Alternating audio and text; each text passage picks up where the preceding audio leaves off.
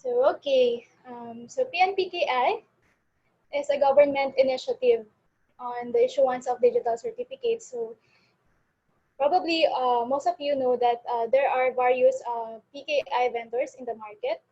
So some of them are Global Sign, VeriSign, Entrust, etc. So if you see PNPKI and actually the logo that is patterned after the Philippine flag, and it looks like a key, you know that it is the government initiative for PKI services. So PNPKI means Philippine National Public Key Infrastructure. It was actually established last 2013, but only in 2018 it was transferred to the Digital Certificate Division of the Cybersecurity Bureau of the Department of Information and Communications Technology. So sa ngayon po, free of charge po, in-offer po ng government, free of charge, yung PNPKI digital certificates to the citizens. As long as you can present the requirements, yung pinakita nga pong video kanina, yung application form, and then birth certificate. If you don't have birth certificate, you can present your valid passport. And then, you also need to present another valid ID. Pag may UMID po kayo, okay na yun. Pag wala, you need to present 2 valid IDs. So yun po yung mga requirements. If you are a foreigner, you can present the Alien Registration Certificate of Registration. So yun po yung mga requirements para maka-avail ng PNPKI Digital Certificates. So what are the legal basis for PNPKI? Unang-una yung E-Commerce Act of 2000, which recognizes the electronic documents as functional equivalent of written document, and also the recognition of electronic signatures as functional equivalent of the written signature or a signature of a person on a written document. So in-explain ko last time na yung hindi po lahat ng electronic signatures will qualify as a functional equivalent of a signature of a person on a written document. So kailangan meron pa rin pong mga authentication mechanisms, mga security mechanisms, and a way to prove that the owner of that electronic signature, that the certain identity is indeed the one who signed the document. So at the center of it all is the Executive Order 810 series of 2009.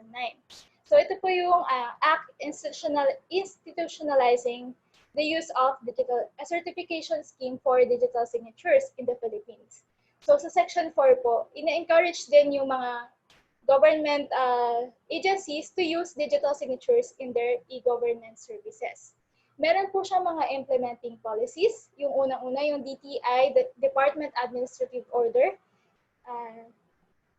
9 series of 2010. So ito po yung guidelines on how a private CA can apply for an accredited certificate authority under PNPKI. And then the other one is the DTI, Department Administrative Order 1 series of 2011. Ito naman po yung mga guidelines on how to issue certificates. Paano po yung verification process ng mga applicants. And then, nandito din po yung mga technical standards na sineset po ng government for PNPKI CAs. And then, the last one is the PNPKI Certificate Policy and Certificate Practices Statement.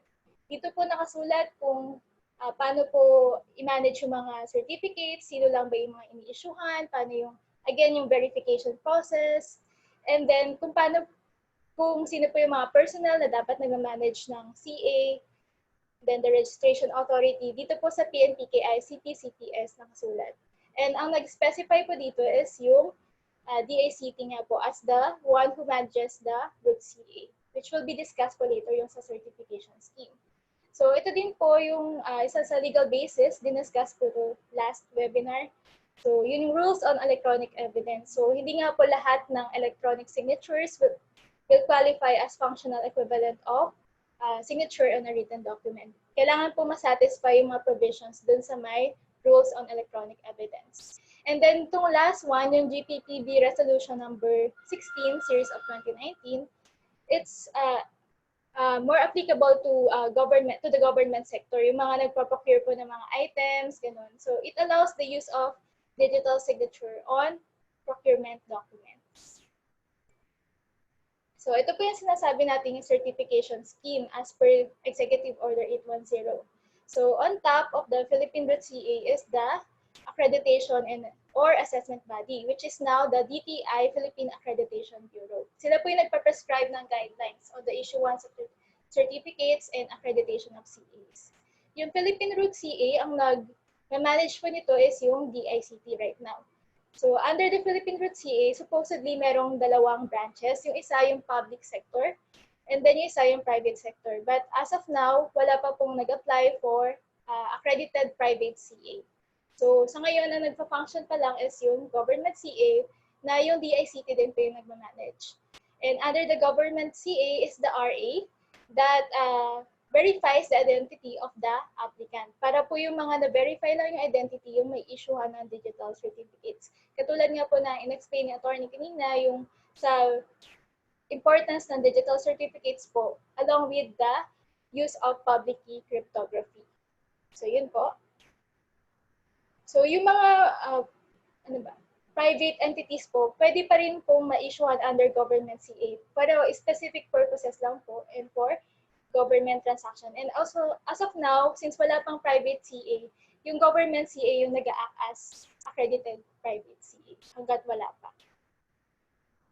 So ano nga ba yung mga services na available pa under the Philippine Government CA? So we issue digital certificates, unang-una. So certificate authority, meron po tayong tatlo na nag-i-issue. Yung Gov Authentication CA, ito yung nag-i-issue ng authentication certificates. Authentication certificates can be used for email signing and encryption. So, pag meron po kayong mga email address, ibabind po yung certificate dun sa email address na yun, which you can use for exchanging encrypted emails or signed emails. Yun po. And then the Gov Signing CA, which issues the signing certificates that can be used for document signing, PDF, Microsoft Word, Excel file, PowerPoint file, etc.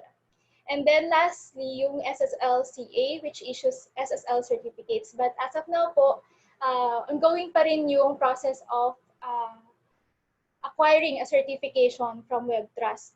So yung WebTrust po important para yung mga CAs po natin, automatically nang ito-trust ng mga browsers at saka ng mga applications. Hindi na siya need i-manually i-trust. So, sa ngayon po kasi kailangan pang i-install manually yung mga CA certificates. And then, so yun, kailangan po siyang install sa mga applications like Adobe, Firefox, ganun po, dun sa my computer niyo po. And then, yung token management system with registration authority. Nakapaloob po dito yung self-service portal kung saan kayo magre-request ng certificate. Doon po ma-generate yung private key and public keys with the help of your browser. And then doon po mag-send ng certificate requests so that you will be issued digital certificates. And then the validation service, ito po yung mga kinakall ng applications like Adobe Reader or ng Designer, ng Thunderbird, kung ano man yung application na yun, to check the validity of the digital certificates. And last but not the least, yung timestamp authority. So ito po yung ginagamit ng mga applications so that yung embedded timestamp will refer to an authoritative time source katulad po ng Philippine Standard Time. So yun po, para sure tayo na tama yung oras na nakalagay dun sa may document kung kailan siya sinign. Hindi lang basta computer's clock or sinet ng user. Dapat po tama yung nakalagay dun sa may digitally signed document. Important din po to for long-term validation. So kapag need nyo i-access yung document after some time. So yun yung mga use cases po natin. Yung sa SEC as a relying party, nire-require niya po yung mga SEC brokers niya to submit the risk-based capital adequacy reports online. So yung mga reports na yun, digitally signed using PNPKI digital certificates, and sinasabit po nila yan twice a month sa SEC. So nakakatipid po yung mga brokers. So hindi kasi na nila kailangan mag-spend ng money on gas o kaya sa transportation, sa pag-commute. And also yung time na nasa-save nila kaysa na nagpupunta sila from their office to the SEC office. And need lang nilang, also yung masasave nila from printing the reports and then signing, ganyan. scanning. So yun po yung mga na advantages niya when it comes to the online submission of risk-based capital adequacy reports. And also yung Davao po, LGU Davao, ginagamit na din nila yung digital certificates for archiving, for records management system. Nakipag-coordinate na din sila sa mga local offices, sa mga agencies na i-allow yung paggamit ng digital signature. So instead na hard copy isa-submit, online na lang, and then, yun nga, digitally signed siya. Yun po yung dalawang use cases na masasabi namin sa ngayon on the advantages of using digital signatures and digital certificates issued by PNPKI. So ito nga po yung mga PKI benefits, confidentiality. So kapag nag-encrypt kayo gamit yung public key, yung may-ari lang po ng private key makapag-pass. So in that way, wala pong mga ibang makaka-access ng information, sensitive information, but the owner. And then integrity, kapag natamper yung file, makikita po doon na signature is invalid.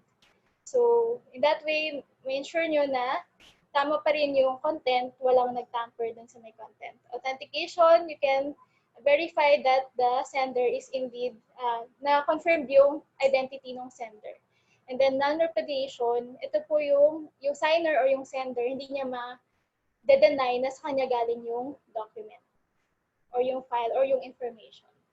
And also the financial benefits, it reduces costs, paper, ink, printer, manpower time, transportation, also yung delays caused by yung pagpapasign, gano'n. Physical storage also, katulad dun sa may LGU Davao, nakasave po sila ng physical storage.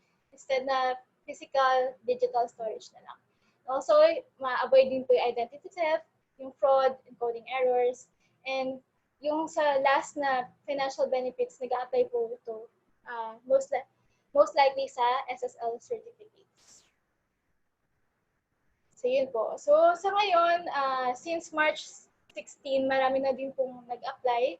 Nasa around 1,800 na po yung mga applicants. Then, ito po yung mga agencies na pinanggalingan ng mga applicants. So, sa ngayon, ang majority na nag-apply is from NGAs. Meron din po some from SUCs, GOCCs. Meron din po sa private. Siguro ito po yung mga SEC brokers o yung mga nag-explore po ng gamit ng PNPKI digital certificates. Yun lang po. If you need more information, you can visit our page in the DICT website. And also you can send an email to info.pnpki@dict.gov.ph. Yun lang po, Attorney.